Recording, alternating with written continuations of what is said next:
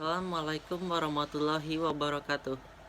Nama saya Muhammad Saladin Grafiandi, dari kelas XTFLM dan absen 20.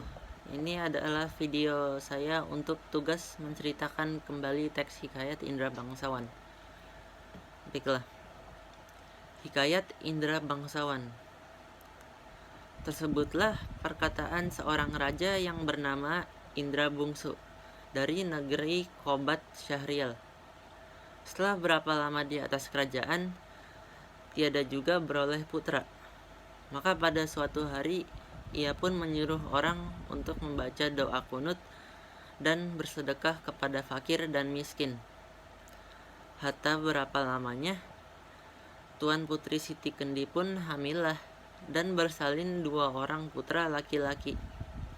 Adapun yang tua keluarnya dengan panah dan yang muda dengan pedang. Maka Baginda pun terlalu amat sukacita dan menamai anaknya yang tua Syah Peri dan anaknya yang muda Indra Bangsawan. Maka anak kanda Baginda yang 2 orang itu pun sampailah usia 7 tahun dan dititahkan pergi mengaji kepada Mualim Sufyan. Sudah tahu mengaji, mereka dititah pula mengaji kitab usul, fikih, hingga saraf, tafsir sekalian diketahuinya. Setelah berapa lamanya, mereka belajar pula ilmu senjata, ilmu hikmat, dan isyarat tipu peperangan. Maka Baginda pun bimbanglah, tidak tahu siapa yang patut dirayakan dalam negeri karena anak kedua orang itu sama-sama gagah. Jikalau Baginda pun mencari muslihat, ia menceritakan kepada kedua anaknya bahwa ia bermimpi bertemu dengan seorang pemuda yang berkata kepadanya, barang siapa yang dapat mencari buluh perindu yang dipegangnya, ialah yang patut menjadi raja di dalam negeri. Setelah mendengar kata-kata Baginda, Syah Peri dan Indra Bangsawan pun bermohon pergi mencari buluh perindu itu. Mereka masuk hutan, keluar hutan, naik gunung, turun gunung, masuk rimba, keluar rimba, menuju ke arah matahari hidup. Maka datang kepada suatu hari, hujan pun turunlah dengan angin ribut, taufan, kelam kabut, gelap gulita, dan tiada kelihatan barang suatu pun. Maka Syah Peri dan Indra Bangsawan pun bercerailah. Setelah teduh hujan ribut, mereka pun saling pergi mencari. Tersebut pula perkataan Syah Peri yang sudah bercerai dengan saudaranya Indra Bangsawan. Maka ia pun menyerahkan dirinya kepada Allah Subhanahu wa Ta'ala dan berjalan dengan sekuat-kuatnya. Berapa lama di jalan, sampailah ia kepada suatu taman dan bertemu sebuah mahligai. Ia naik ke atas mahligai itu dan melihat sebuah gendang tergantung. Gendang itu dibukanya dan dipukulnya. Tiba-tiba ia terdengar orang yang melarangnya memukul gendang itu. Lalu diambil pisau dan ditorehnya gendang itu. Maka Putri Ratnasari pun keluarlah dari gendang itu. Putri Ratnasari menerangkan bahwa negerinya telah dikalahkan oleh Garuda. Itulah sebabnya ia ditaruh orang tuanya dalam gendang itu dengan suatu cembul. Di dalam cembul yang lain ialah perkakas dan dayang-dayangnya. Dengan segera Syah Peri mengeluarkan dayang-dayang itu. Tatkala Garuda itu datang, Garuda itu dibunuhnya. Maka Syah Peri pun duduklah berkasih-kasihan dengan Putri Rainasari sebagai suami istri dihadap oleh segala dayang-dayang dan inang pengasuhnya. Tersebut pula perkataan Indra Bangsawan pergi mencari saudaranya. Ia sampai di suatu padang yang terlalu luas. Ia masuk di sebuah gua yang ada di padang itu dan bertemu dengan seorang raksasa. Raksasa itu menjadi neneknya dan menceritakan bahwa Indra Bangsawan sedang berada di negeri antah berantah yang diperintah oleh Raja Kabir. Adapun Raja Kabir itu takluk kepada Buraksa dan akan menyerahkan putrinya, Putri Kemalasari, sebagai upeti. Kalau tiada demikian, maka negeri itu akan dibinasakan oleh Buraksa. Ditambahkannya bahwa Raja Kabir sudah mencanangkan bahwa barang siapa yang dapat membunuh Buraksa itu akan dinikahkan dengan anak perempuannya yang terlalu elok parasnya itu. Hatta berapa lamanya, Putri Kemalasari pun sakit mata, terlalu sangat. Para ahli nujum mengatakan bahwa hanya air susu harimau yang beranak mudahlah yang dapat menyembuhkan penyakit itu.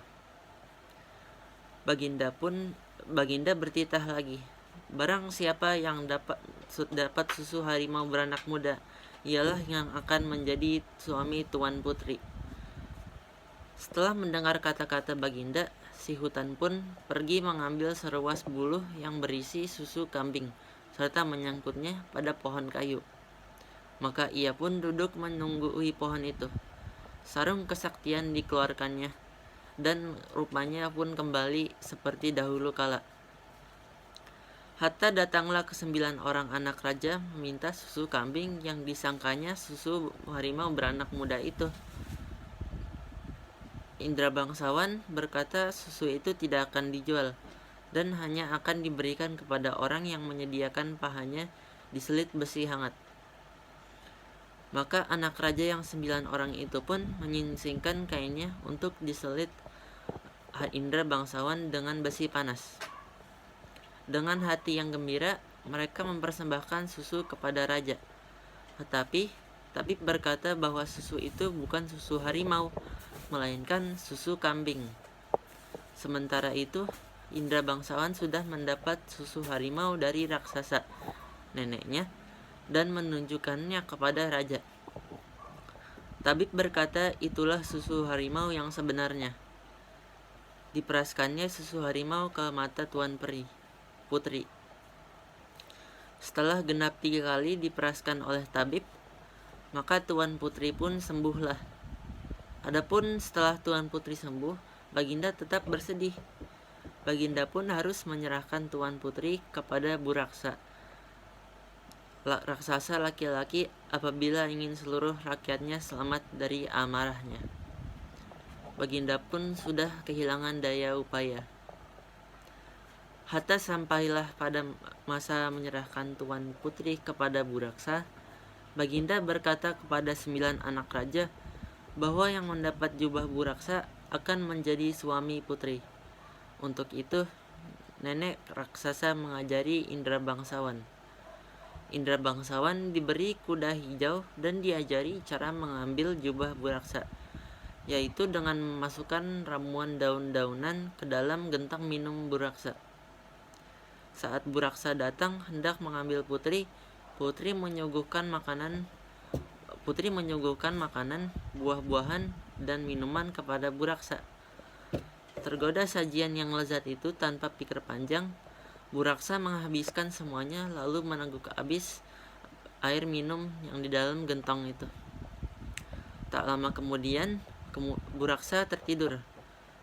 Indra bangsawan segera membawa lari putri dan mengambil jubah Buraksa. Hatta Buraksa terbangun, Buraksa menjadi lumpuh akibat ramuan dan daun-daunan yang ada di dalam air minumnya.